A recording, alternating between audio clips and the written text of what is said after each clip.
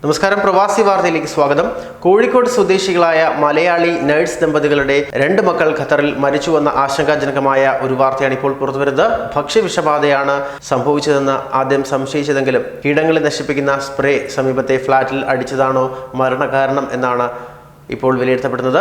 ഇക്കാര്യത്തിലും സ്ഥിരീകരണം ഉണ്ടായിട്ടില്ല. മരണകാരണം കൃത്യമായി അറിയാനുള്ള പരിശോധനകൾ നടന്നു വരികയാണ് എന്ന് അധികൃതർ അറിയിച്ചിട്ടുണ്ട്. മാതാപിതാക്കളെ ആശുപത്രിയിൽ പ്രവേശിപ്പിച്ചുവെങ്കിലും ഇരുവരും സുഖം പ്രാപിച്ചു വരികയാണ് തന്നെയാണ് റിപ്പോർട്ടുകൾ പുറത്തുവരുന്നത്. കോഴിക്കോട് ഫറൂഖ് കോളേജ് കുക്കിവളപ്പിൽ ചെറിയക്കാട്ട് ഹരിദാസിന്റെയും നാദാപുരം കുമ്മങ്കോട് വാണിയൂർ ഷമീമ മമ്മൂട്ടിയുടെയും മകളായ റിഹാൻ ഹരിദാസ്, ദാദാ ഹരിദാസ് എന്നിവരാണ് മരിച്ചത്. രാവിലെ കുട്ടികൾ ഛർദ്ദിച്ചതിനെ തുടർന്ന് ഉടൻ തന്നെ ആശുപത്രിയിൽ എത്തിച്ചുവെങ്കിലും അവരെ രക്ഷിക്കാനായില്ല.